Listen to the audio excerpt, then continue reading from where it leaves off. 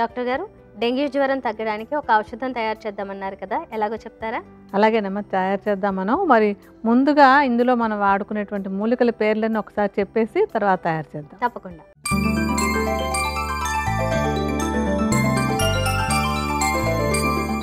Dengue జ్వరం తగ్గించే ఔషధం తయారీకి కావలసిన మూలికలు: సొంఠి, పిప్పళ్ళు, మిరియాలు, నేలవేము, కటుక రోహిణి, వేప, పసుపు, తులసి. కావలసిన మూలికలు చూసాం కదా, ఇక తయారీ విధానం డాక్టర్ గారిని అడిగి తెలుసుకుందాం. డాక్టర్ గారు, మరి తయారీ విధానం చెప్తారా? అలాగేనమ్మా, ముందుగా ఒక బౌల్ తీసుకుందాం. తర్వాత స్టవ్ వెలిగించి ఒక బాండి కూడా రెడీగా పెట్టుకుందాం. ఓకే. ముందు మనం ఇందులో ఒక గ్లాస్ నీళ్ళని పోసుకుని నెమ్మదిగా సన్నటి మంట మీద మరిగించుకుందాం. ఈ నీళ్లు మరుగుతూ ఉండగా మనం మిగతా మూలికలన్నింటి గురించి కూడా మాట్లాడుకుందాం. ఓకే.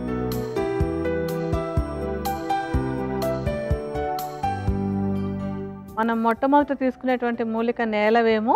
ఈ నేలవేము రకరకాల విషమ జ్వరాలు, అంటే విషమ జ్వరం అంటే ఇప్పుడు డెంగ్యూ, తర్వాత ఈ టైఫాయిడ్ కానివ్వండి, లేకపోతే మలేరియా కానివ్వండి, ఇవన్నీ కూడా విషమ జ్వరాలు అంటాం. వీటిని తగ్గించడానికి ఈ నేలవేము చాలా చక్కగా ఉపయోగపడుతుంది. నేలవేము చూర్ణాన్ని 40 గ్రాములు తీసి విడిగా ఒక బౌల్లో వేసుకోండి. మీకు చూపించడం కోసం మేము కొద్దిగా నేలవేము చూర్ణాన్ని ఒక డబ్బాలో వేసి ఉంచుతాము.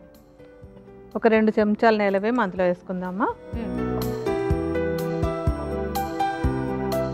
తర్వాత కటుక రోహిణి. కటుక రోహిణి కూడా ఈ విషమ జ్వరాలు తగ్గించడానికి చాలా బాగా ఉపయోగపడుతుంది. ఈ విషమ జ్వరాల్లో వచ్చేటువంటి మలినాలు, అంటే ఇప్పుడు డెంగ్యూ లాంటి దాంట్లో ఏంటంటే శరీరానికి హాని చేసేటువంటి పదార్థాలు చాలా విడుదలవుతూ ఉంటాయి. వాటిని తగ్గించడానికి కటుక రోహిణి చాలా చక్కగా ఉపయోగపడుతుంది. కటుక రోహిణిని కూడా 40 గ్రాముల పరిమాణంలో చూర్ణంగా వేసుకోండి. మనం ఇందాక నేలవేము ఎలా వేసామో అదే పరిమాణంలో ఇది కూడా వేద్దామా. తర్వాతది వేప ఆకుల చూర్ణం. దీన్ని ఒక 10 గ్రాములు వేసుకోండి.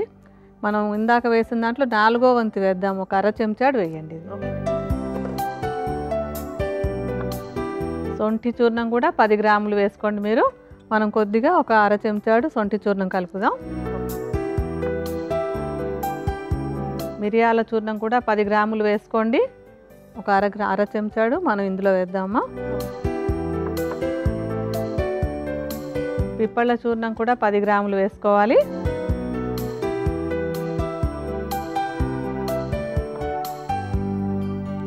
తర్వాత పసుపు చూర్ణం కూడా ఒక 10 గ్రాముల పసుపు చూర్ణాన్ని వేసుకోండి.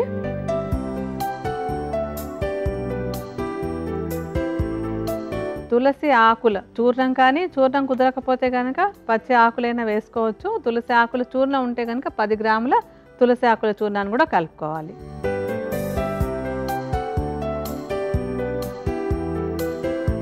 ఇప్పుడు ఈ చూర్ణాలన్నింటినీ బాగా కలిపేసుకుందాం.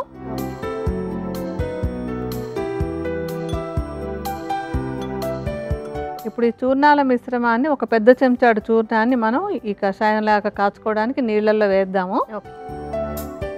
ఒక చెంచా నిండా తీసుకోండి. దీన్ని సన్నటి మంట మీద సగం ఎగిరేంత వరకు మనం కాచుకోవాలి. ఓకే. కషాయాలు ఎప్పుడు కూడా సన్న మంట మీద ఎగిరేలాగా కాచుకోవాలి. గబగబా ఆవిరైపోతే మనకి ఔషధం ఉపయోగపడదు. అది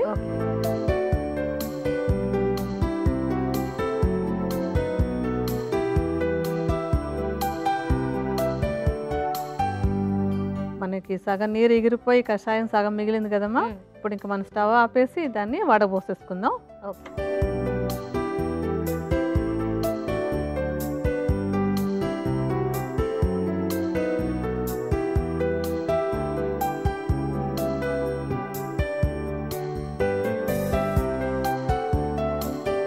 ఇప్పుడు మనకి డెంగ్యూ జ్వరం తగ్గడానికి కావాల్సినటువంటి ఔషధం రెడీ అయిపోయినట్టే. మరి ఇది ఎప్పుడెప్పుడు ఏ విధంగా తీసుకోవాలి చెప్తారా?